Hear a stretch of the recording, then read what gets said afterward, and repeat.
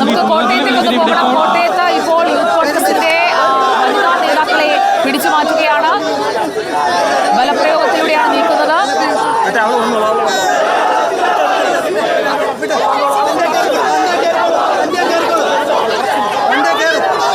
പ്രവീണ, എന്താണ് തർക്കം?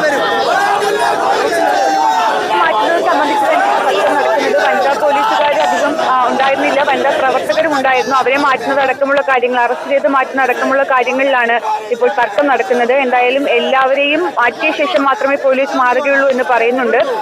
അവരുടെ സമരം കഴിഞ്ഞു, ഇനിയിപ്പോൾ അവരെ അറസ്റ്റ് ചെയ്ത് മാറ്റുക എന്നുള്ളത് പോലീസിന്റെ നടപടിക്രമമാണ് എന്നുള്ളത് അറിയിച്ചുകൊണ്ടാണ് പോലീസ് നിൽക്കുന്നത്. എന്തായാലും പ്രവർത്തകരും അങ്ങനെയൊന്നും തിരിഞ്ഞു പോകാൻ തയ്യാറായിട്ടില്ല. നിലവിൽ പ്രവർത്തകർ, റോഡിൽ കുത്തിയിരുന്ന പ്രവർത്തകരെ നീക്കാൻ ശ്രമമാണ് പോലീസിന്റെ ഭാഗത്തുനിന്ന് ഉണ്ടാകുന്നത്. പലവട്ടം ജലപീരങ്കി പ്രയോഗിച്ചു. അതിനുശേഷം പോലീസിന് നേരെ വടികളും അതുപോലെ തന്നെ പൊടിയും ഒക്കെ വലിച്ചെറിഞ്ഞ പ്രവർത്തകർ പിന്നീട് റോഡിൽ കുത്തിയിരുന്നപ്പോഴാണ് പോലീസ് അവരെ മാറ്റാൻ ശ്രമിച്ചത്. പോലീസ് വാഹനവും ഇവരെ മാറ്റാൻ വേണ്ടി എത്തിയിരുന്നു.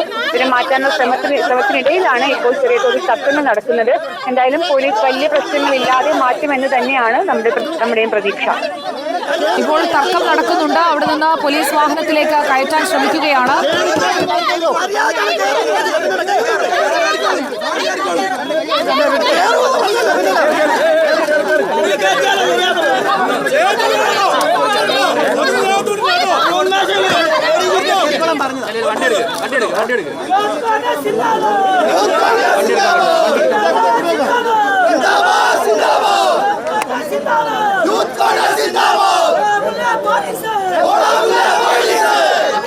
കോട്ടയത്ത് നിന്നുള്ള ദൃശ്യങ്ങളാണ് നമ്മൾ കാണുന്നത്.